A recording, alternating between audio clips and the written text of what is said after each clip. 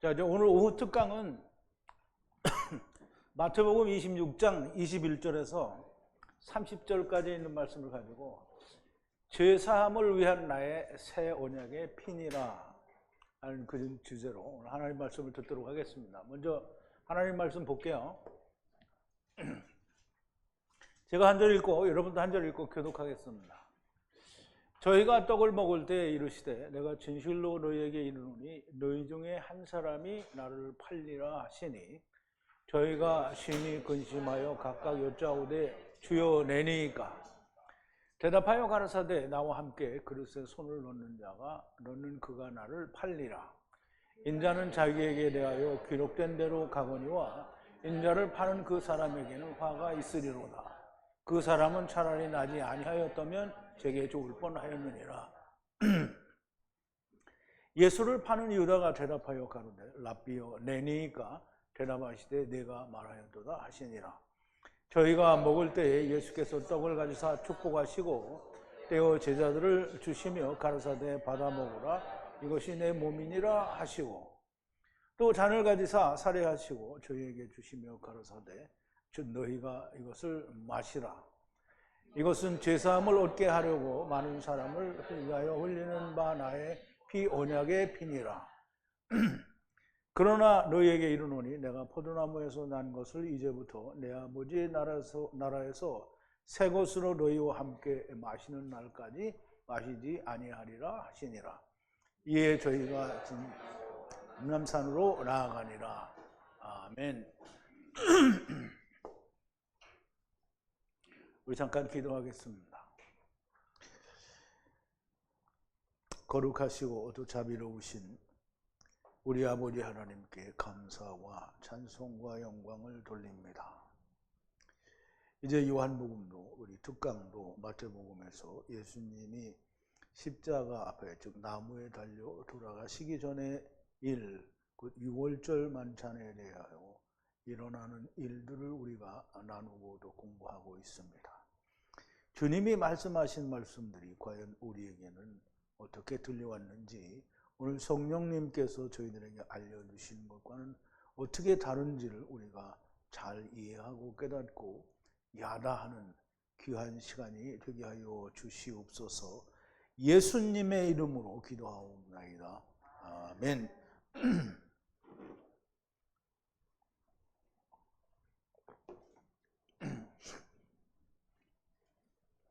자, 이제 죄사함을 위한 나의 새 언약의 핀이라 하는 주제인데요. 먼저 이 말씀을 나누기 전에 우리가 지난 시간에 나누었던 이 마태복음 특강 전 시간 것을 우리가 조금 요약을 해볼게요. 가난한 자는 항상 너희가 가난하고, 이제 우리말에는 가난한 자는 항상 너희와 함께 있다고 하는데요. 가난한 자가 아니라 가난은 항상 너희와 함께 있다라는 말이고요. 그러니까 너희가 항상 가난한 자라는 거죠. 나는 가난한 자를 해방하기 위하여 나무에 달리고 아버지께 가야 된다라는 말씀을 하셨고요. 가난이라는 것은 돈이 없어 가난한, 물론 물질적으로 돈이 없어도 가난한 거죠. 근데 성경에서는 항상 땅의 것 위에 하늘의 걸 보라고 했으니까 하늘의 걸 본다는 말은 돈이 없다, 가난하다라는 걸 비로소 하나님 나라에 대해서 가난하다라는 걸 얘기하는 거거든요. 율법에 억압을 받는 상태를 또한 가난하다고 얘기를 합니다. 그러면 우리가 다 하나님의 나라를 떠나서 세상에 선악을 하게 하는 나무를 먹고 우리가 그 아래, 율법 아래에 있는 건 가난한 상태라는 거예요. 그거를 다른 말로 억압받는 상태라고 얘기를 하는 거예요. 그래서 여자가 예수님께 향유를 머리에 부은 것은 주님의 장사를 위한 것이다. 우리 지난 시간에는 마리아도 아니고 어떤 한 여자가 향유 한 옥합을 가져와서 예수님의 머리에 붓는 내용이 있었죠. 예수님께 향유를 머리에 부은 것은 주님의 장사, 죽으심을 위한 거다라고 했죠. 그러면 야곱이 죽었을 때 향을 채워 네피시를 라파한 것과 같은 것이고, 요셉의 아버지 야곱이 애굽에서 죽었을 때 요셉이 이 종들을 시켜서 야곱의 시체에 향을 채우라고 그랬어요. 향을 바르는데요. 향을 채우는데 그것이 40일이 걸렸다고 했죠. 그렇게 해서 라파를 했다고 그랬어요. 라파는 여호와 라파, 치료를 말하는 거죠. 그러면 죽은 야곱을 라파를 했으면, 육체를 무슨 라파를 했으면 다시 살아나야 되잖아요. 근데 라파를 했는데 육체는 안 살아났어요. 그럼 뭐가 살아났다는 거예요? 영이 살아났다는 거예요. 그래서 향을 넣어서 라파를 했다라는 말은 지금 이 여자가 예수님의 머리에서부터 향을 부었다라는 말은 라파 될 것이라는 거고, 또 그걸 뿌려서 모든 다른 사람들도 예수님과 함께 죽으면 라파가 될 거다라는 얘기예요. 물론 육체가, 영적으로는 우리가 세상에 대해서 죽고 그 안에 영이 살아서 우리가 복음을 전하는 일을 하는 거죠. 그런데 세상 교회가 그렇게 한다는 게 아니에요. 여러분들은 다 예수님과 더불어 함께 어떻게 해요? 죽었어요. 그럼 여러분들이 살았잖아요. 뭐가 사는 거예요? 그 안에 영도 살았고 육체도 살았어요. 예수님이 육체로 살아계신 것처럼 여러분도 살아있는 거예요. 그래서 뭘 해야 된다고요? 종을 해야 되는 거예요. 그리스도의 좋은 군사가 되어야 되는 거예요.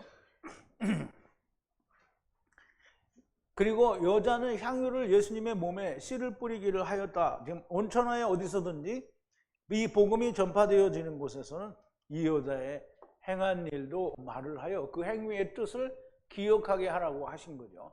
그때 12 중 하나인 가룟 유다가 대제사장에게 가서 말을 합니다. 12 중에 하나라는 말은 유다 지파와 베냐민 지파를 뺀 나머지 10지파가 곧 1이라는 거죠. 그래서 이 예수 그리스도는 베냐민을 구하는데, 그럼 이스라엘의 12지파 중에는 유다 지파가 한 지파고 베냐민 지파가 있죠. 그러면 10지파를 빼면 예수 그리스도와 베냐민이 되는 거죠. 그럼 예수님과 베냐민이, 예수님이 모든 자를 베냐민으로 만든다는 얘기잖아요. 그러면 이 베냐민 1이 이 열이라는 얘기죠. 열은 4와 6이죠. 그럼 레아가 낳은 네 아들과 종과 합한 채 없이 낳은 아들들이 6이에요. 그래서 그것이 4와 6이죠. 그래서 이 4와 6이 곧 하나라는 말이에요. 그럼 하나는 누구냐면 베냐민인데요. 여기서 일종의 하나가 갖다 팔잖아요. 그러면 가룟 유다가 팔았으니까 가룟 유다가 뭐예요? 베냐민이 되어야 된다는 얘기예요. 그러면 가룟 유다는 이 열이고요. 이 열이 뭐가 되어야 된다고요? 베냐민이 되어야 된다는 거예요. 잘 이해가 돼요? 잘 이해가 안 됐어요? 어려워요? 계속 같이 듣지를 않으셔서 그런 것 같아요. 우선 그럼 한 번만 더 설명을 드릴게요. 이스라엘은 12지파잖아요.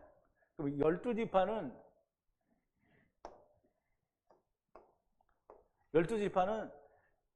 그러니까 이스라엘의 10지파와 그리고 유다 지파가 있어요. 유다 지파.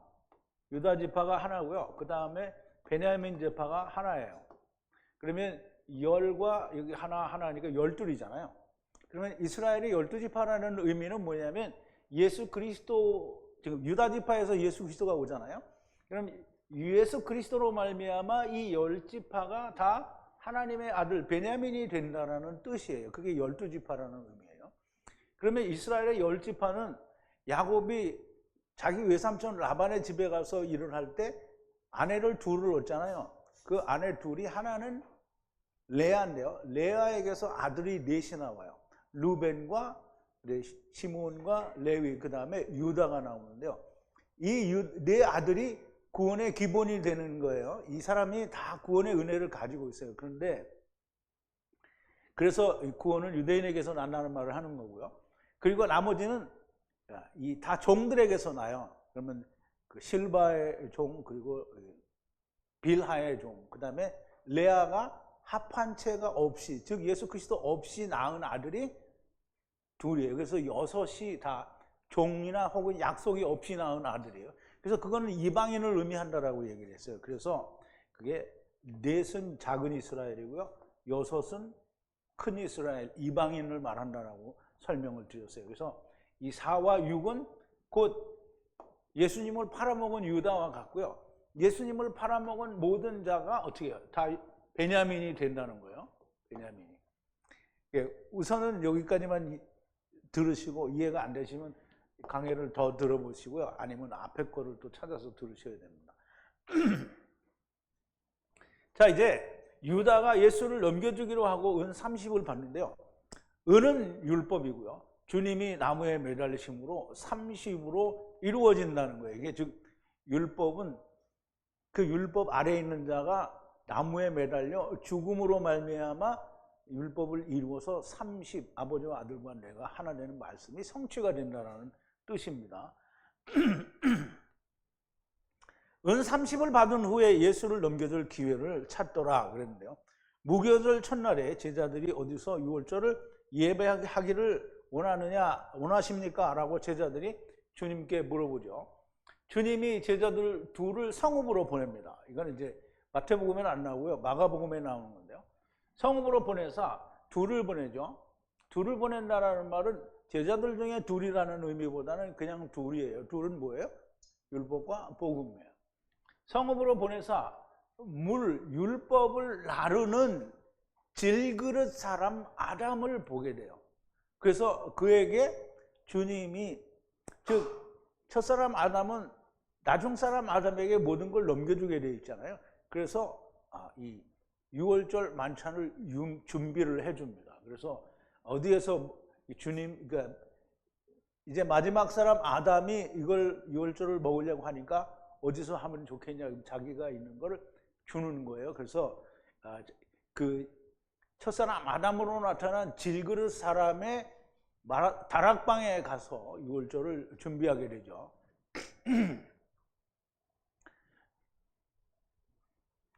그 질그릇 사람 아담을 만나서 그를 따라가서 그의 다락방에서 준비하라 하시는데요. 늦은 저녁에 예수님과 12제자와 함께 앉으셨다라고 하는데, 늦은 저녁이란 밤을 말하는 거예요. 밤이란 흑암이요, 흑암에서 깨어나기를 위해서는 나무에 달리시고 육체, 곧 흙, 어두움을 깨트려야 됩니다. 그래야 깨지면 영이 나오게 되죠. 지금 이제 우리가 좀 쉽게 이해하려면 육체는 우리가 다 흙을 입은 거잖아요. 이 흙이 어디 와 있냐면 세상에 와 있는 거고요. 세상에 와 있다는 말은 선악을 알게 하는 나무를 먹었다는 말이고요. 선악을 알게 하는 나무는 곧 율법을 말해요. 그러니까 우리가 다 율법 아래에 와 있다는 말을 하는 거예요. 그럼 육체가 부서지면 율법이 어떻게 깨진 거예요. 그래서 어두움을 깨트려야 영이 다시 살아요. 그럼 육체가 부서지면 뭐가 나와요? 안에 있는 영이 나와요.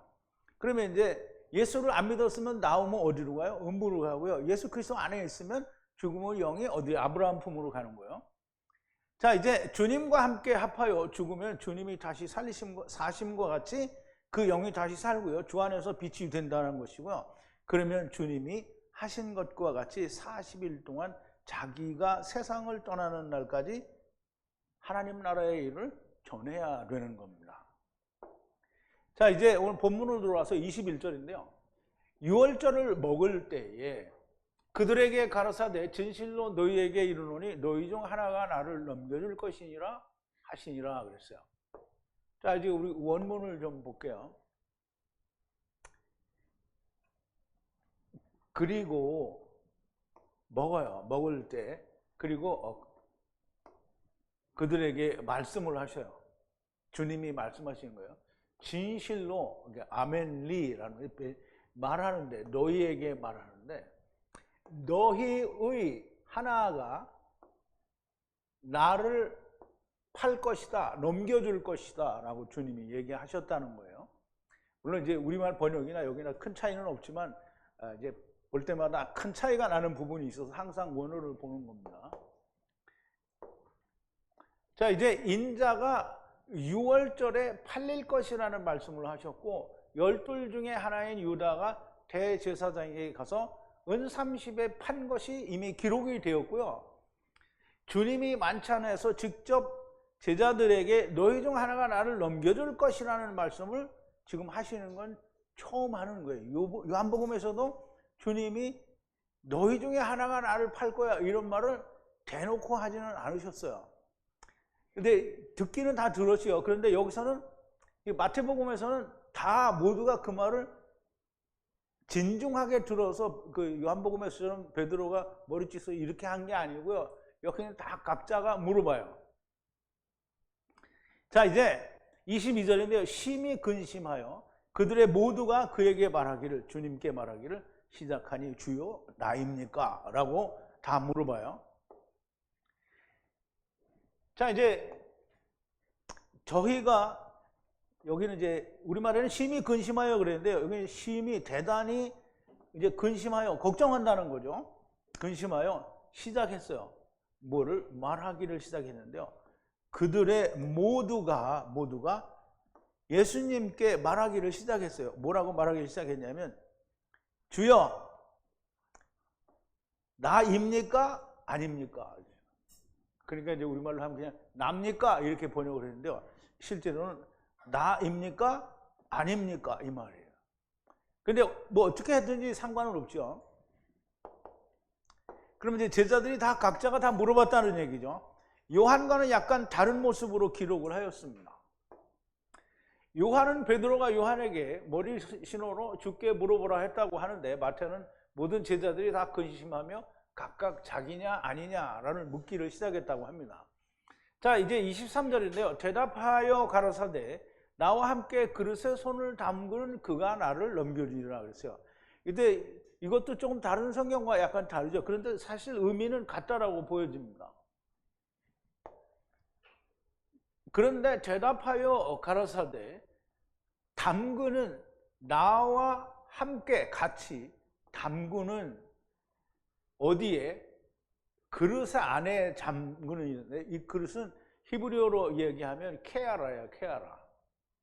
여러분 원고에는 에아라로 되어 있을 거예요. 이제 여기에는 제가 케아라로 했는데 설명할 때 보면 나는 고쳤는데 여러분 건 안 고쳐졌어요. 어쨌든 잔 안에 함께 담그는 자가 그가 나를 넘겨준다는 거예요. 무엇을 담그냐면 손을 담궈요. 그릇에 같이 손을 담았다는 잔에 같이 손을 담았어요. 그러면 그 잔에 손을 담궜다고 하니까 관련이 되어 있다는 말이고요. 그 말을 우리가 다른 말로 얘기하면 다른 성경에서는 분명히 다윗의 얘기를 들어 설명했잖아요. 그러면 나와 떡을 함께 먹는 자가 나를 대적하여 발꿈치를 들었다고 하는 거잖아요. 그러면 나와 떡을 같이 먹는 자는 여기에 그릇에 잔에 손을 같이 넣었다라는 말은 떡은 아니지만 같이 마시는 자라는 그런 뜻이 되겠죠. 여기서도 조금 다르기는 한데요. 요한은 주님이 조각을 찍어 주는 자가 팔 것이라고 하시는데 여기서는 한 그릇에 함께, 한 그릇은 잔이에요. 한 그릇에 함께 손을 담그는 자가 팔 것이라고 하는데요. 여기에는 보면 여러분 원고에는 여기에 이 아인인가요? 아닌데.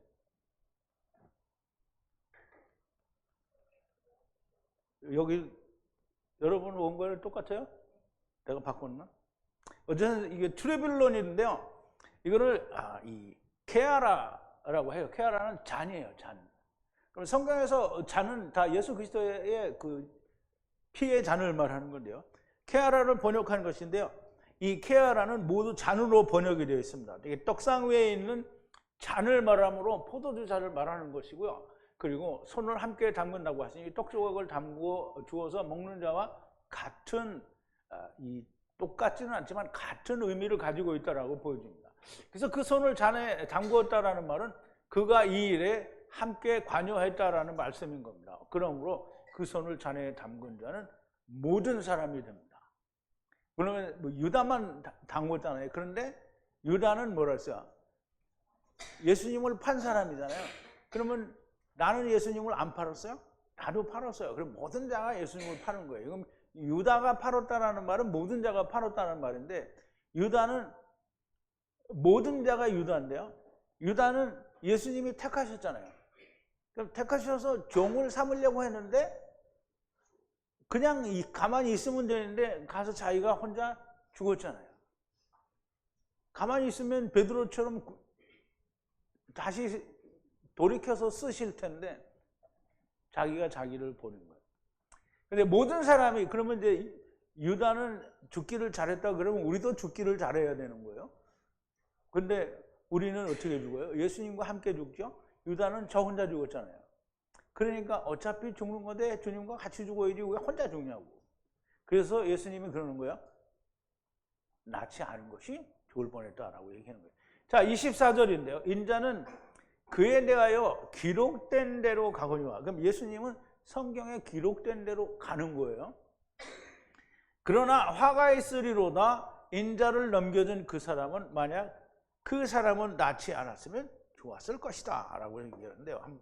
원어를 또 보죠. 여기서 이 매는 진실로라는 뜻이에요. 진실로. 인자, 즉 사람의 아들은 가거니와 간단, 물러간단 말이에요. 어떻게 물러가냐면 그에 대하여 기록된 것 같이, 즉 예수 그리스도에 대하여 성경에 기록된 대로 간단 말이에요.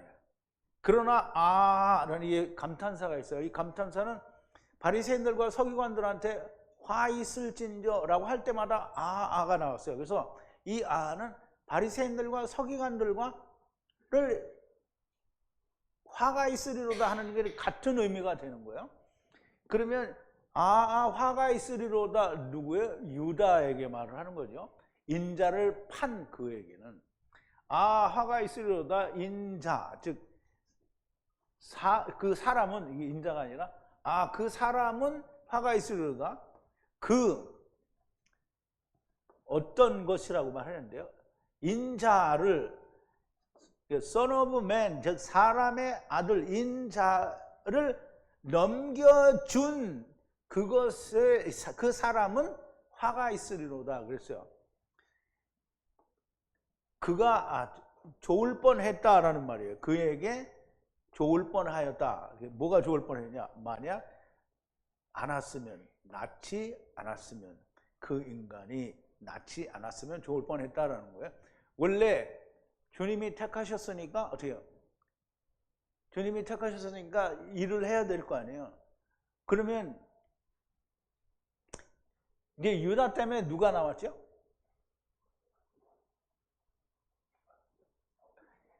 마티아는 제자들이 성령이 없을 때 뽑은 거고요. 유다 대신에 누가 왔어요? 바울이 왔죠. 유다가 바울의 일을 할 건데 유다가 죽어버리는 바람에 사도 바울이 온 거예요. 그러니까 차라리 바울을 일을 할 건데 자기가 가버렸으니까 어떻게 해요? 안 오는 게 날 뻔했다는 게. 주님이 그 얘기 하시는 거예요. 그러니까 사람들은, 교회 다니는 사람들은 다 뭐라는 거예요? 유다는 이게 양심의 가책을 받아서 죽었다. 그러니까 속으로는 잘했다. 주님은 팔아먹었으니까 죽어야 된다. 뭐 죽긴 죽어야 돼요. 다 누구는 안 죽어야 될 사람은 없어요. 다 죽어야 돼. 그런데 죽기를 주님과 함께 죽어야 된다는 거죠. 그러니까 이제 우리가 유다 때문에 바울이 왔으니까 만약에 유다가 죽지 않았으면 유다가 바울의 일을 했을 거잖아요. 아니 베드로도 예수님을 3번이나 부인했는데, 물론 장차 부인할 일이지만 물리적으로도 3번 부인했잖아요, 베드로가. 그런데 주님이 다 거두시고 주님의 일을 맡겼잖아요. 유다도 그렇게 할 수 있었는데 이제 못 안 한 거죠. 그러니까 안 나는 게 나을 뻔했다라는 거죠. 자, 이제 인자는 기록된 대로 그 하나님의 예정대로 가는 것이지만 화가 있으리로다. 그 사람 곧 인자를 넘겨준 사람은 화가 있을 것이라는 말씀이고요. 화가 있을 사람은 누구입니까? 바리새인들과 서기관들이죠. 그러면 유다는 바리새인과 서기관들과 같은 자가 되었다라는 말씀입니다. 낫지 않았으면 좋았을 것이라는 말씀은 세상에 오지 않을 수 있었다라는 말이 아닙니다. 처음에 오기를 다 하고 왔는데 오지 않을 수 있었던 사람은 없어요. 주님이 택하셨으니 다른 제자들과 같이 종의 일을 할 수 있었으나 자기의 길을 갔으니 낫지 않았으면 좋았을 것이라는 말씀을 하시는 겁니다. 자, 25절인데요. 예수를 넘겨주는 유다가 대답하여 가로되 나입니까? 이게 이제 주님은 이런 얘기를 하시는데 유다가 거기다 대놓고 주님한테 물어보는 거예요. 그게 나입니까? 아닙니까? 라고 물어봐요. 랍비가 그에게 말씀하시되 네가 말하였도다. 그랬어요.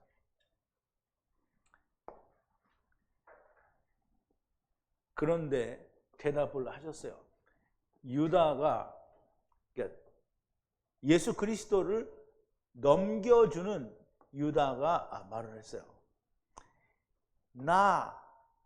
나입니까? 아닙니까? 나입니까? 아닙니까? 주님이 뭐라고 했어요? 마스터 랍비가 말하기를, 그에게 말하기를 네가 말하였다. 그럼 네가 말했으니까 너라는 얘기잖아요. 이제 유다가 이 말을 듣고 어땠을까요? 기분이? 네? 아시기도 잘하시네 이랬을까요? 이제 참 많이 찔렸겠지요. 양심적으로 되게 많이 찔렸을 거예요. 유다는 주님께 물어보면서 많이 찔렸을 것이라 생각이 됩니다. 그런데 이런 질문은 극히 개인적인 것이므로 지금 유다가 예수님께 납니까? 네가 말해도다 이 말은 거기다 대놓고 확성기 대놓고 납니까? 네가 말하였도다 이렇게 하지는 않았을 거 아니에요, 그죠? 그냥 썩닥썩닥 했으니까 이게 다른 제자들이 몰라요. 만약에 다른 제자들이 그 말을 듣고 알았다고 하면 어떤 일이 일어났을까요? 길을 잘라요. 그럼 이제 베드로든지 제자든지 누구든지 유다로 막 되게 책망하고 막 난리 버거지가 났을 거라는 거예요. 그런데 어떻게 그럴 수가 있겠냐? 그러지 않았을 거다. 근데 보세요. 분명히 베드로를 봤을 때는 그런 일이 일어났을 거예요. 막 알았다면. 자, 보세요. 주님이 고난을 받으실 것을 이미 말씀하셨지만 본능적으로 유다를 저지했을 것이 틀림이 없습니다. 베드로가 말고의 귀를 치는 것으로 보아서 그렇다고 할 수 있을 겁니다. 자, 이제 보세요. 요한복음 18장 10절과 11절에 보면 예수님이 잡혀가시던 날에 병사들이 와서 이제 잡아가려고 하니까 베드로가 그 로마 병사의 칼을 빼가지고 어떻게 해요? 제사장의 종 말고의 귀를 잘라버려요. 근데 참 왜 귀를 자르죠? 그냥 찔러서 죽일 수도 있는데. 자, 이제 어쨌든 이에 시몬 베드로가 검을 가졌는데 이것을 빼어 제사장의 종을 쳐서 오른편 귀를 베어버리니 그 종의 이름은 말고라. 예수께서 베드로더러 이르시되 검을 집에 꽂으라. 아버지께서 주신 잔을 내가 마시지 아니하겠느냐 하시니라. 그래서 이제 보세요. 베드로는 항상 충동적이기도 하지만 물론 베드로가 말고의 귀를 자른 데는 아마 요한복음 18장을 하게 될 때는 무슨 의미인지 그것도 나오기는 할 거예요. 그런데 어쨌든 베드로의 성격으로 봐서 유다가 팔 거를 알면은 쫓아다니면서 유다에게 못 팔게 했을 거예요. 제사장에 갈 때 쫓아가가지고 못하게 하고 막 이렇게 했을 거란 말이에요. 자, 어쨌든 그렇지는 않고 이제 몰랐었어요. 그러니까 예수님이 이제 저희가 먹을 때에 예수께서 떡을 취하여 축복하시고 떼어 그 제자들에게 주시고 가라사대 취하여 먹으라. 이것이 나의 몸이라. 이게 정말 굉장히 중요한 말씀입니다. 그들이 먹을 때에 취하다. 이게 받아서라기보다는 라카흐입니다. 이게 람바노인데요. 라카흐. 예수님께서 빵은 떡이에요. 떡. 레헴을 말하는 거예요. 떡을 취하여 그리고 축복하시고, 여기 이제 우리말로는 고마워하다라고 되어 있는데요. 원래 축복하시고, 그럼 축사했다라는 말이 맞는 거예요. 그리고 불에 잘라서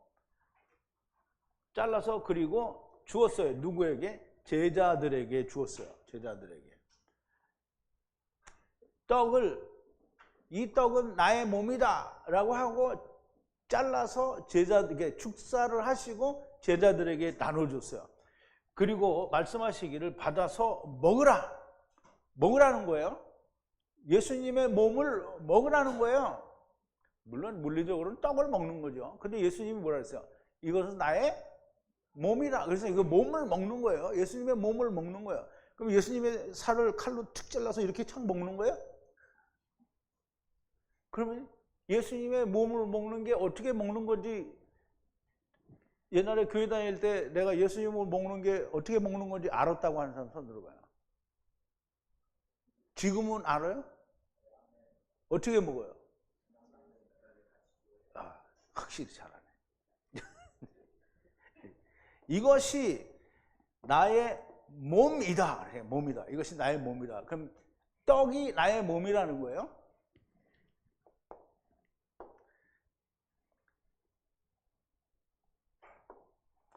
주님이 떡을 취하신다라고 하는데 그 떡은 레헴이고요. 레헴은 율법을 취하셨다라는 말인데요. 그러면 예수님이 그 떡이 레헴인데 떡이 나의 몸이라 그랬잖아요. 떡이. 그럼 예수님의 몸이 레헴이에요. 떡이라는 말이에요. 그럼 예수님의 몸이 왜 레헴이냐? 율법 아래에 있잖아요. 궁창 아래물에 있어 율법 아래에 있기 때문에 세상에 있기 때문에 흙집의 안에 있기 때문에 율법인 거예요. 그래서 이 몸이 율법이고요. 그리고 떡인 거예요. 그래서 보세요. 떡을 축복하시고 그때여 제자들에게 주시며 취하여 먹으라. 율법을 먹으라는 말인데요. 다른 말로 주님의 몸을 먹으라는 거예요. 그러면 주님의 몸을 어떻게 먹는가? 주님이 율법에 대하여 어떻게 하시는가? 나무에 달려 죽으시죠. 그러면 주의 몸을 내가 먹는다는 것은 나도 주님과 같이 나무에 매달려 죽는 것이 먹는 거예요. 그러니까 우리가 성찬식 한다고 맨날 어디서 이 빵 주스러기 갖다 먹고 포도 주스, 그때 이제 포도주 먹으면 취한다고 이제 포도 주스 갖다 놓고 교회에서 다 요만큼씩 잔도 정말 요만한 거 갖다 놓고 진짜 잔도 한 이만한 거 갖다 놓고 벌컥벌컥 먹으면 좋은데 많은 거 갖다 놓고 이렇게 먹고 그리고 빵 쪼가리도 요만한 거 입에 들어가면 물론 물러가서 먹었는지 안 먹었는지도 몰라요. 그렇게 먹고 뭘 했다는 거예요? 주님의 살과 피를 먹었다는 거잖아요. 주님이 나무에 매달려 죽으신 것처럼 나도 나의 십자가는 뭐예요? 막대기라고 했죠? 막대기는 뭐예요? 선악을 알게 하는 나무. 나의 선악을 알게 하는 나무. 그러면 선악을 알게 하는 나무에 대해서 나도 주님이 죽으신 것처럼 나도 매달려 죽는 게 주님의 몸을 먹는 거예요. 그러면 인자의 살과 피를 먹고 마신다 이랬더니 그러면 그냥 인자의 살과 피를 먹고 마신다 이게 뭔 소리인지 모르는 거잖아요. 그러니까 떡종아리하고 주스 한 모금 이렇게 먹고 내가 예수 그리스도의 살과 피를 먹었다. 이건 말이 안 되는 거잖아요. 자, 이제 주님이 축복하시고 주신 떡을 먹는 것은 그 주님의 나무에 매달려 죽으신 것처럼 나도 죽겠다라는 거예요. 그러니까 먹었잖아요. 먹었으면 어떻게 예수님이 죽으신 것처럼 나도 죽어야 된다라는 거예요. 근데 사람들이 어떻게 예수님만 죽고 자기는 안 되지죠. 자기는 안 죽어요. 교회 다니는 사람들이 그게 예수님을 믿어요. 그런데 예수님이 죽었다 살아나신 거를 믿어요. 근데 자기는 죽었다 살아나는 걸 원하지 않아. 주님이 가신 길을 자기는 똑같이 가야 되는데 자기는 안 가. 주님이 그렇게 이루신 거를 믿습니다. 그리고 자기는 뒤에 자빠져 있는 거예요. 이렇게. 자기도 가야 되잖아요. 자기는 안 가. 그러면 자기는 안 죽은 거잖아요. 믿기만 한 거잖아요. 그럼 구원이 있어요? 없어요? 없어요. 당연히 없어요. 자, 이제 반드시 죽어야만 됩니다. 자, 27절인데요. 또 잔을 취하사 축복하시고 그들에게 주시고 가라사대 다 모두 그들에게 마시라 그래요. 모두에게 마시라.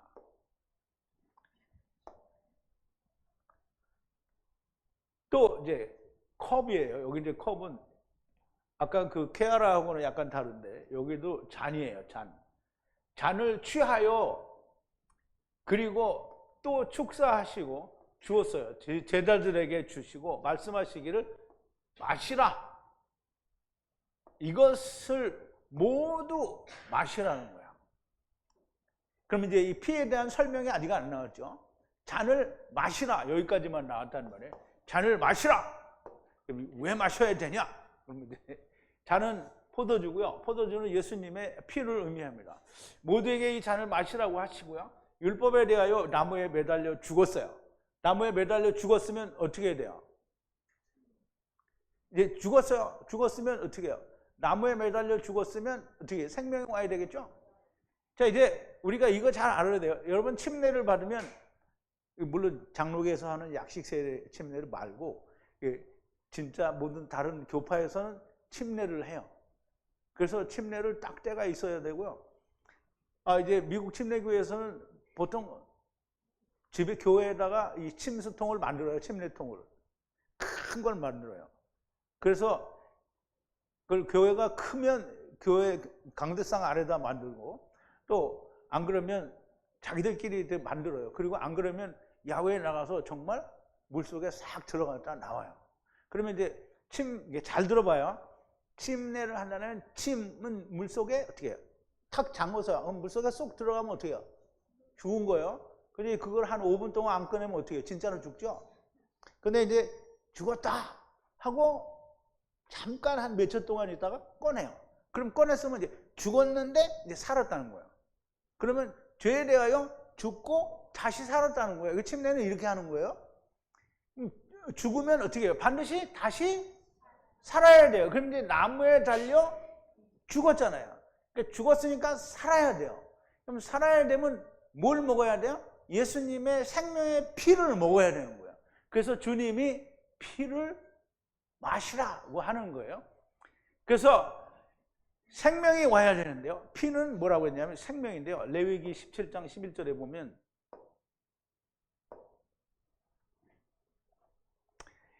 육체의 생명은 피에 있습니다. 내가 이 피를 너희에게 주고 단에 뿌려 너희의 생명을 위하여 속하게 하였나니 생명이 피에 있으므로 피가 죄를 속하니라. 그러면 이 단 위에 뿌리는 피는 누구의 피예요? 예수 그리스도의 피를 말하는 거죠. 그 피가 생명이 피에 있다라고 했어요. 그래서 예수 그리스도의 피를 마시면 어떻게 되겠습니까? 생명이 옵니다. 나의 육체가 사는 것이 아니고요. 주님 안에서 내 영이 사는 거예요. 그러면 보세요. 우리가 살아있을 때 침례를 받잖아요. 그럼 우리가 아직 살아있을 때 성령 침례를 우리가 받아요. 예수 그리스도와 합하여 함께 죽고 그리고 부활과 연합하여 다시 함께 살아요. 그럼 육체가 죽었어요? 육체는 아직 살았어요?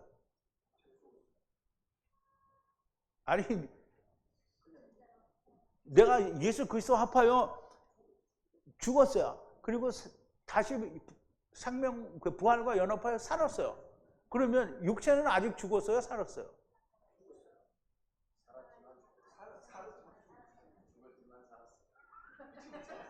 이렇게 말귀를 못 알아들어.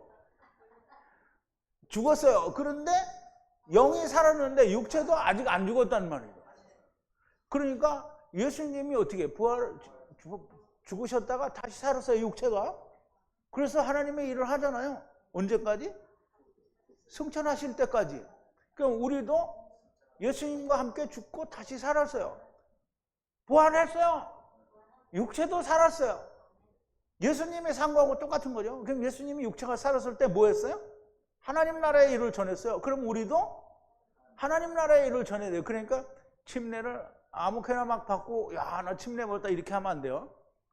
나무에 달려 죽는 게 무언지를 알아서 내가 거기에 대하여 죽어야 새 생명이 오는 거고요. 그렇지 않으면 그냥 저 혼자 침례 받은 거예요. 그냥 예수 그리스도와 합하여 함께 장사 지낸 바 되었다라는 말은 예수님이 나무에 달려 죽으신 것처럼 나도 나무에 달려 죽었다는 거예요. 그럼 나무에 달려 죽었다는 말은 그냥 문자적으로 내가 나무에 달려 나도 죽었어 이런 게 아니고 예수님이 왜 나무에 달려 돌아가시는지를 성경을 통해서 다 그 이유를 아는 거예요.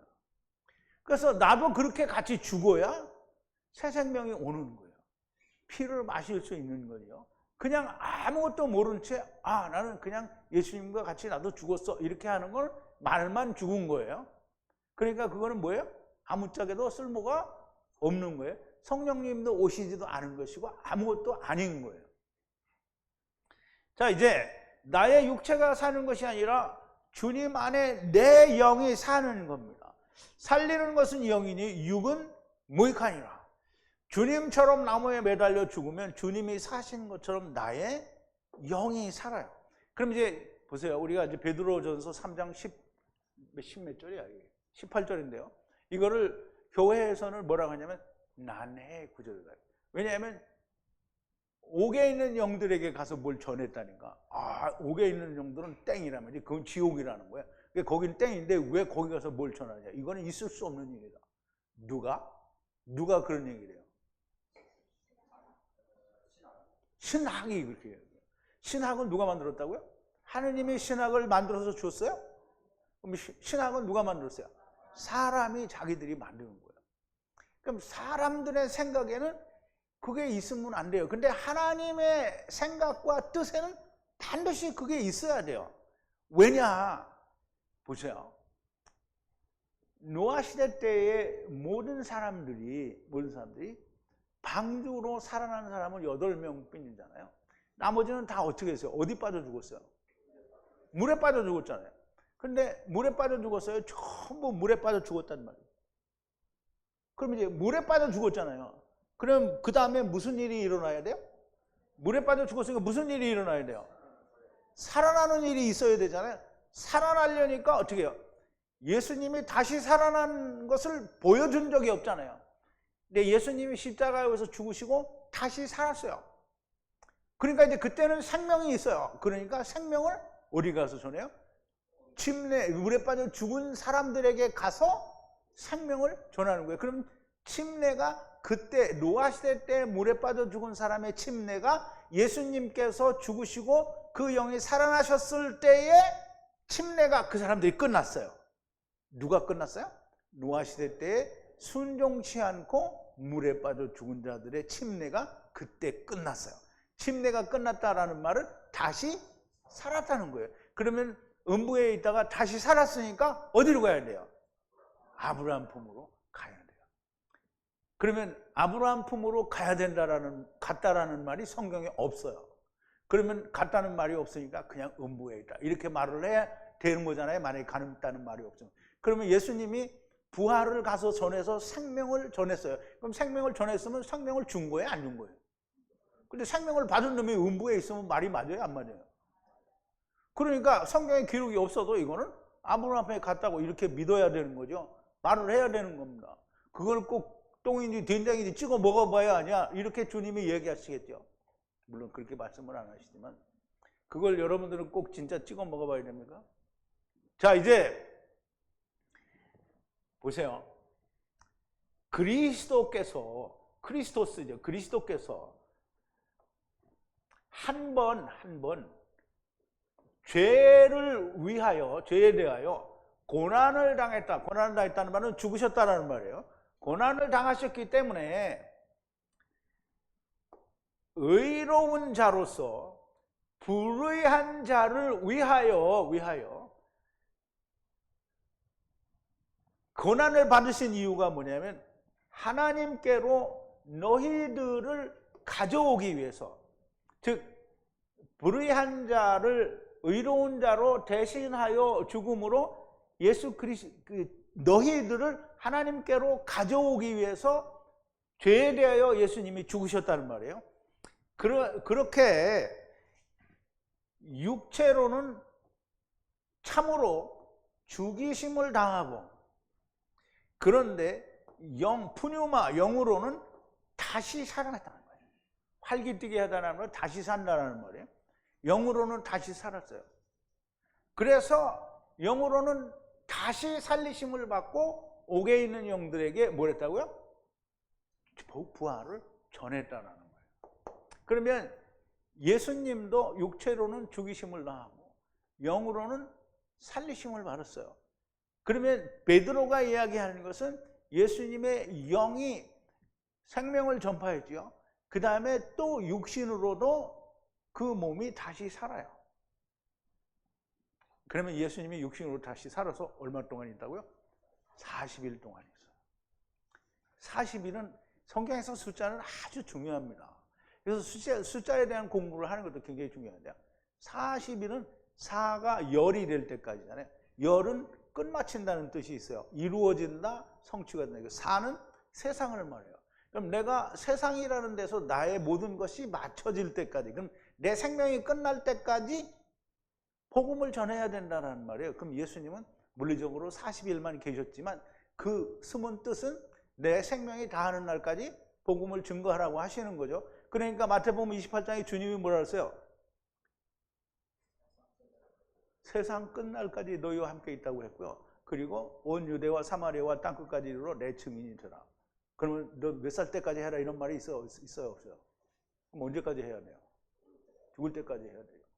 근데 내 나이가 70살인데 이제 내년에 죽어. 그럼 어떻게 할 거야? 지금까지 했으니까 괜찮은 거예요? 아니, 하느님이 불렀으면.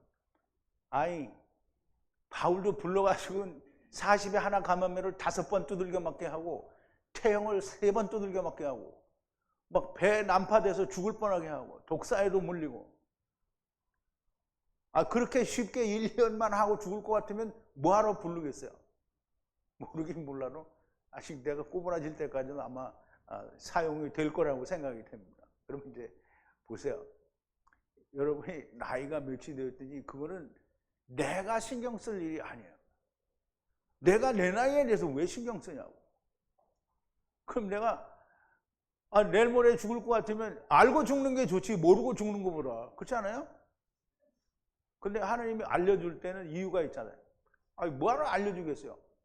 안 알려줘도 가만히 있으면 다 어디에 가요? 음부에 가서 성령님께 다시 소금 언약을 다 배우는 거잖아요. 그런데 알려주는 이유로 뭐냐면 이 땅에서 써먹을 일이 있어서 알려주는 거잖아요. 그런데 이제 안 들린다고 그냥 가는 사람들은 그냥 할 수 없이 음부로 가는 거죠. 이게 들려주는데 안 듣는 사람이 있어요. 자, 이제 하느님이 우리를 데리고 오시기 위하여 누구에게로? 하나님께로 데리고 오기 위하여 예수님이 의인으로서 한 번 고난을 받으시고 죽으셨단 말이에요. 그래서 죽으시고 육체로는 죽였지만 영으로는 살리심을 받았다는 거예요. 영으로는 살리심을 받았다는 거예요. 자, 이제 무조건 육체가 부활한다. 주님이 육체로 부활하셨다 하셨지 않느냐?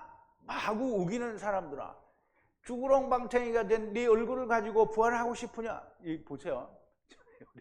이경수 자매님 한날 그냥 얼굴이 고와야 된다고 막 늙은 얼굴 사진 찍지 말라 그랬는데, 아니 진짜 보세요. 저는 이제 70인데 나이가 80 들어서 또 나는 그래도 팽팽해. 막 이제 사진 같은 데 보면 뭐 할아버지 할머니들 막 특히 옛날 할아버지 할머니들은 막 얼마나 쭈글쭈글해요. 근데 이 할머니가 부활을 했어. 그러면 그대로 부활하면 어떡할 거야? 그런데 목사들이 뭐라고 하냐면 하나님이 제일 젊을 때 모습으로 바꿔준대요. 그러니까 이제 그 말을 듣고 사람들이 되게 좋아해요. 그래, 내가 그렇게 근데 내가 내일 제일 젊을 때, 최고로 젊을 때 뭐 20살 한국 군대 갈 때 이럴 때 아니에요. 근데도 보면 나는 그때 내가 되게 못생겼거든. 근데 그거 가지고 내가 부활해가지고 뭘 할 거냐고. 그런 게 중요한 게 아니고, 이제 보세요.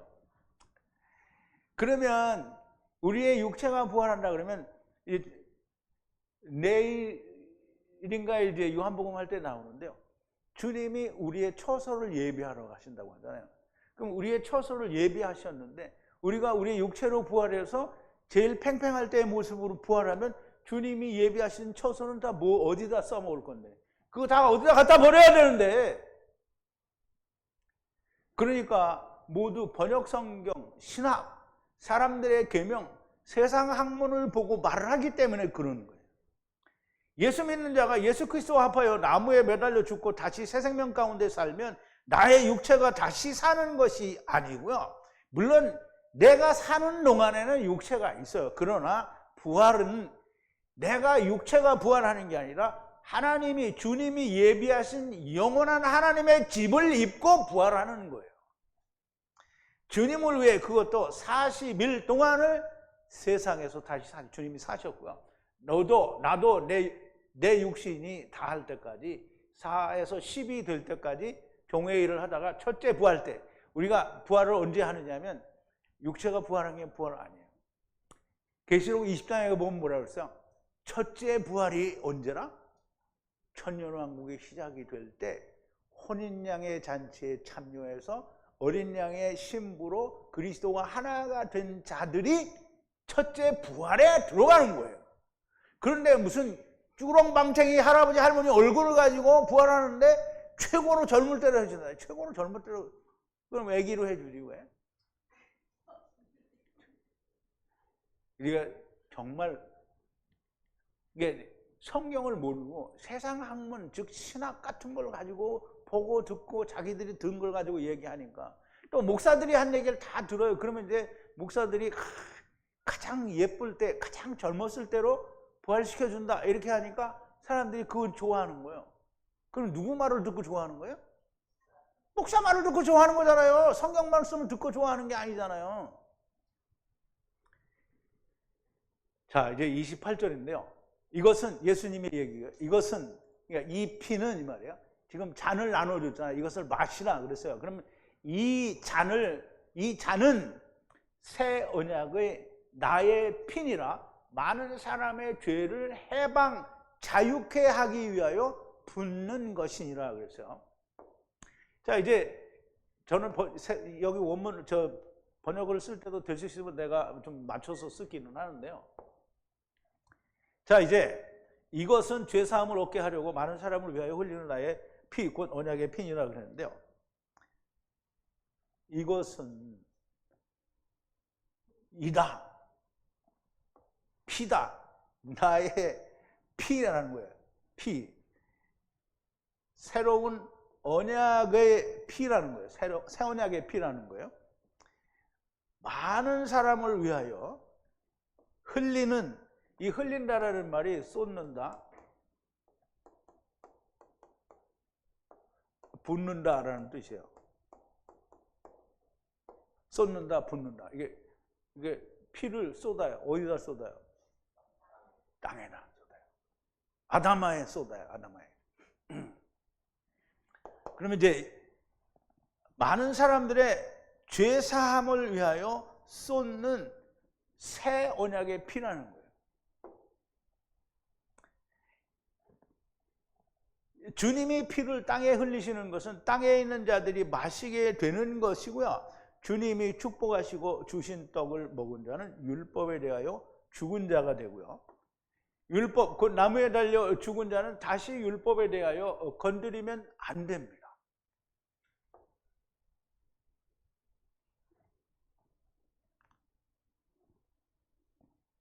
자, 어쨌든 주님이 피를 땅에 흘리는 것은 땅에 있는 자들이 마시게 되는 것이고요. 이제 주님이 축복하시고 주신 떡을 먹은 자는 율법에 대하여 죽은 자가 되고요.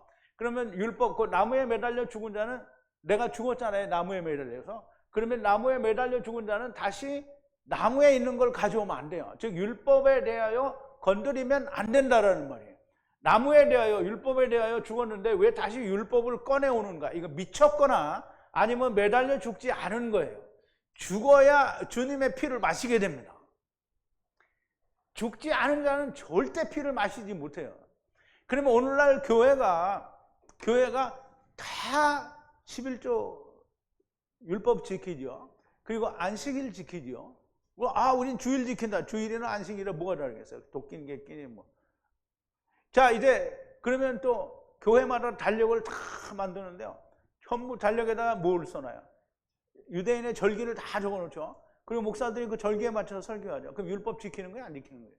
지키는 거예요. 그러면 나무에 대하여, 율법에 대하여 죽은 거예요? 안 죽은 거예요? 그러면 예수 그리스도의 피를 마실 수 있어요? 없어요? 못 마셔요. 그러면 예수 그리스도의 피는 내가 어디 가서 퍼다 먹는 거예요? 아니면 주님이 주셔야 먹는 거예요? 내가 예수 그리스도의 피를 나 예수 그리스도의 피를 마셨다 이렇게 말할 수 있는 거예요? 예수 그리스도의 피는 주님이 주시는 거예요. 주님이 주시는 거예요. 그러면 구원은 내가 가서 막 어디 가서 가져오는 거야? 구원은 누가 주는 거야? 하나님이 주는 거예요. 하나님이 나를 구원하는 거지 내가 나를 구원하는 게 아니에요.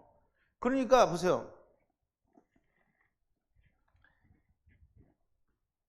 율법을 다시 꺼내오면 율법에 대해서 내가 죽은 자가 절대로 아닌 거예요. 그러면 예수 그리스도의 피를 안 마셨다는 거예요. 자, 이제 죽어야 피를 마시는 거고요. 죄에서 해방되고 자유케 하시기 위하여 피를 흘리셨고 땅에 거하는 자가 마시는 거고요.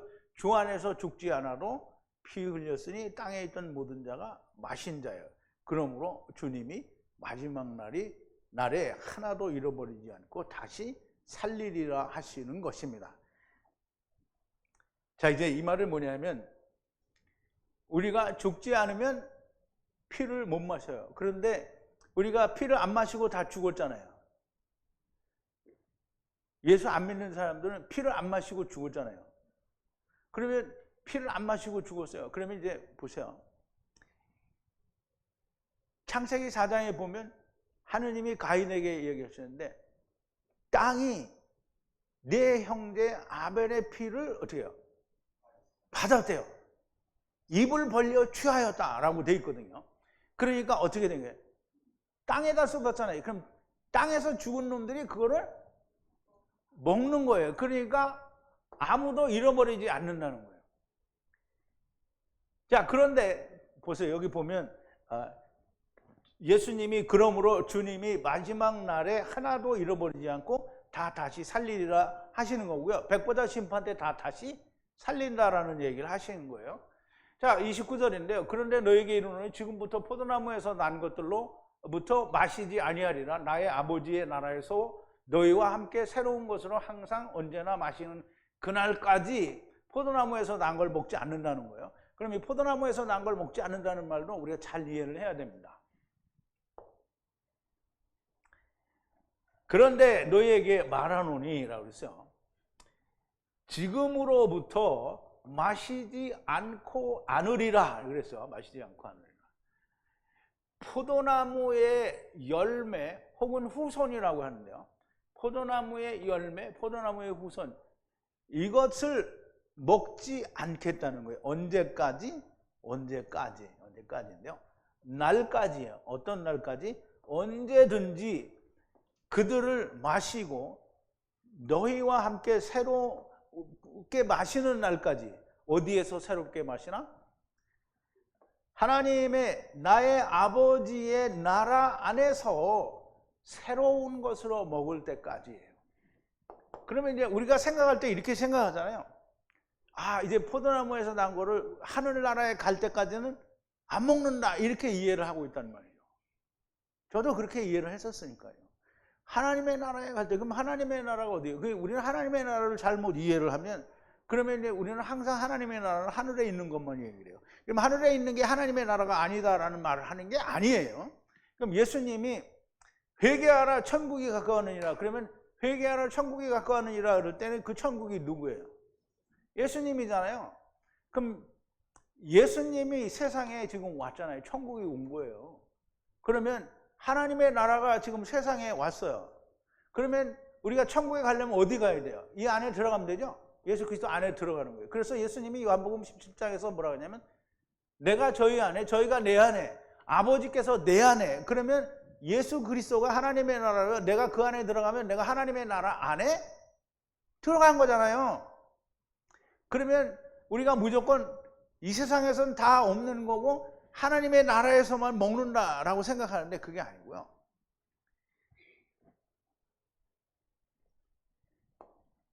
포도나무의 후손 열매라는 말은, 포도나무는 물리적인 포도나무인 거잖아요. 그러면 물리적인 포도나무는 율법에서 이야기하는 예수 그리스도를 말하는 거잖아요. 그러면 물리적인 율법에서 말하는 그림자로 말미암아 나온, 즉 다시 말해서 율법으로 말미암아 나온 열매는 주님이 이제 안 먹는다는 거예요. 그러면 율법에 의해서 하나님의 자녀가 된 사람은 예수님이 모든 걸 이루신 뒤에는 먹지 않는다는 거예요. 그럼 하나님의 나라에서 먹는다는 말은 뭐냐? 지금 방금 들었잖아요. 하나님의 나라에 가서 먹는다는 게 아니고요. 지금 이 땅에 있는 동안에 아버지와 아들과 내가 하나가 되어서 스스로 하나님의 나라, 즉 아버지도 그 안에 있고 예수님 말씀도 있고 성령님도 그 안에 있는 이 사람들과 함께 먹는데 뭘 먹어요? 인자의 살과 피, 곧 새 언약의 피, 말씀을 먹는 거잖아요. 나무에 달려 죽은 그것을 먹는 거예요. 그러니까 우리가 예수님이 뭐라 그랬어요? 이 떡을 먹고 피를 마시는 걸 어떻게 기념하라고 해서. 근데 그 기념하는 게 부활절 절대 기념하는 거 아니에요. 부활은 언제 있다고요? 첫째 부활의 부활이에요. 그러니까 부활절 기념하면 안 돼요. 그런데 우리가 죽는 날까지는 우리고요. 세상에서는 주님이 오시는 그날까지 예수 그리스도의 죽으심을 전하는 거예요. 그러면 예수 그리스도에 죽었는데 그럼 나의 죽음을 전해야지 왜 예수님의 죽음을 전하냐? 미친 소리죠. 예수님이 죽으셨다는 건 내가 같이 죽었다는 의미를 얘기하는 거고, 나만 죽으면 예수님은 어디로 갔어? 나 혼자 죽은 건 아무짝에도 쓸모가 없다는 얘기잖아요. 그리스도의 죽으심을 전파한다는 말은 죽으심이 곧 내 거다라는 걸 알고 전파를 하는 거예요. 그래서 이 말씀은 하나님의 나라에서 내가 너희들과 언제든지 항상 먹을 때까지. 그러면 예수님이 이루신 뒤에는 다 이걸 먹는다는 거예요. 뭐 하나님 나라 가서 먹는다. 하나님 나라 가서 많이들 드셔들. 아니 하나님 나라에서 무슨 포도주를 먹고 무슨 뭘 먹어. 하나님 나라에는 이미 하나님이 모든 걸 공급하시는데 뭘 또 처먹고 마시냐고.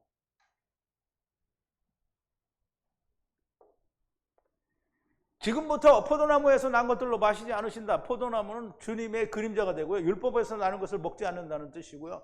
나의 아버지의 왕국에서는 어디인가? 당연히 위에 있는 하나님의 나라를 말하는 것이나, 그러나 또 천국은 어디입니까?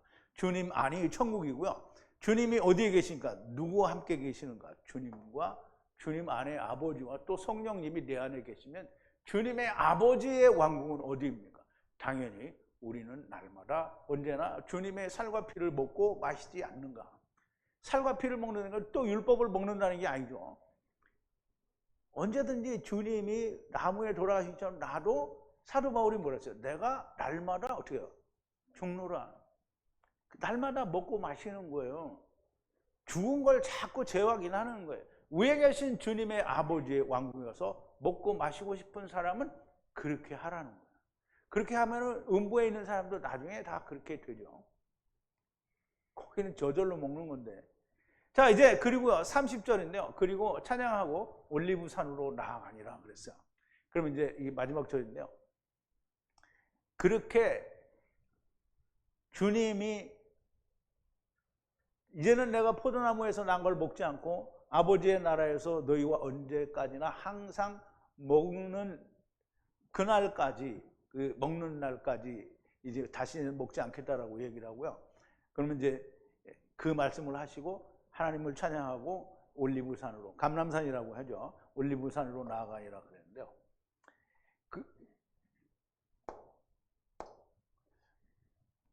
그리고 찬송한다 그랬는데 우선 할라예요. 할라. 이게 이 영광 독사조가 아니고요. 할라는 찬양한다는 거예요. 할렐루야 할 때 할라가 여기 나오는 건데요. 이 찬양하고 그리고 나갔어요.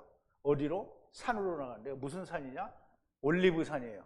우리말은 감람산이라고 하는데 올리브산이에요. 여기 감람나무라고 되어 있죠. 이거는 올리브예요. 올리브. 자, 이제 주님께서 나무에 매달리시는 일을 앞에 두시고 아버지께 기도하시러 가시는 것이고요. 이 기도에 대해서는 공부도 하고 많은 은혜를 받게 될 겁니다. 자, 이제 많은 사람의 죄를 해방하고 자유케 하기 위하여 흘리는 붓는 나의 새 언약의 피라는 말씀을 이해하기 위해서는 주님의 몸이신 떡, 몸을, 율법을 이해하여야만 됩니다. 주님의 몸이 떡, 율법이면 나의 몸도 떡, 율법입니다. 주님이 떡을 먹으라고 하시고요. 나도 나의 떡을 먹어야 됩니다. 주님이 이 떡을 어떻게 먹었는가? 나무에 매달려서 먹으셨고요. 나도 나무에 매달려서 먹어야 됩니다. 이것이 마태복음 16장 24절에 누구든지 나를 따르려거든 자기를 부인하고 자기 십자가를 지고 나를 따르라고 얘기를 하셨잖아요. 이게 이 말이에요. 주님이 나무에 매달려 죽으심으로 육체는 죽이심을 당하시고 영으로는 살리심을 받으셨어요. 그리고 부활의 생명을 노아 때 죽은 자들에게 전파하셨습니다. 주님의 잔 피를 마시라는 말씀은 주님의 피를 생명을 마시는 겁니다. 떡을 먹으면 주님이 나무에 달려 죽으신 것처럼 나도 나무에 달려 죽으면 예수 그리스도의 피 생명을 마시게 되는 겁니다. 주님이 영이 사신 것처럼 나의 영도 살게 된다는 것이고요. 많은 사람의 죄를 사하고 해방하고 자유케 하시기 위하여 땅에 흘리는 붓는 나의 피라고 하시는 것은 땅에서 죽은 모든 자의 피를 사하시고 해방하고 자유케 하시는 피라는 말씀입니다. 피를 땅에다 쏟으라고 하시는 이유가 땅이 아벨의 피를 입을 벌려 받았다, 락하고 취했다라고 하는 겁니다. 그래서 예수 그리스도의 피는 땅의 모든 자의 죄를 사하시고 해방하시고, 행방하시라고 그러는데 해방입니다. 해방하시고 자유케 하시는 생명의 피, 새 언약의 피라는 겁니다. 오실 자의 형상이신 첫사람 아담 안에서 모든 자가 떡, 네피시가 하이 된 것처럼, 네피시 하이가 된 것처럼 마지막 아담 안에서 모든 자가 새 언약의 피, 그 생명의 피를 마시게 될 거라는 거예요. 즉 다시 말하면 살려주는 영이 될 거라는 말이죠. 이것이 이수의 언어, 그 성경이 말하는 말씀입니다. 번역 성경, 신학, 사람들의 계명, 그리고 교리, 세상 학문은 이런 것들을 말하지 않습니다. 제발 하나님의 음성, 주님의 음성이, 하나님의 말씀이 들리는 사람들이 좀 많이 나왔으면 좋겠습니다. 우리 기도하시겠습니다. 거룩하신 여호와 아버지 하나님, 감사와 찬송과 영광을 돌립니다. 주님께서 6월절에 떡을 떼어 축사하시고 제자들에게 이것은 내 몸이라고 하시고 먹으라고 하시고 또 잔도 축사를 하시고 이 잔을 마시라고 하시고 이 피는, 이 잔은 새 언약의 피라고 말씀을 하십니다. 새 언약에서는 모두가 예수 그리스도의 피로 말미암아 새로운 생명이 되는 것이 새 언약입니다. 아버지요, 우리 모두가 다 이 새 언약의 피로 말미암아 예수 그리스도와 하나가 되었으니 우리가 이 말씀이 온전히 우리의 영혼 깊은 곳에 야다되어지고 또 기록되어지는 역사가 저희 가운데 있게 하여 주시고, 하나님께서 많은 다른 사람들에게 하나님의 뜻을 나타내시고자 할 때에 저희들을 기꺼이 사용하여 주시옵소서. 예수님의 이름으로 기도하옵나이다. 아멘.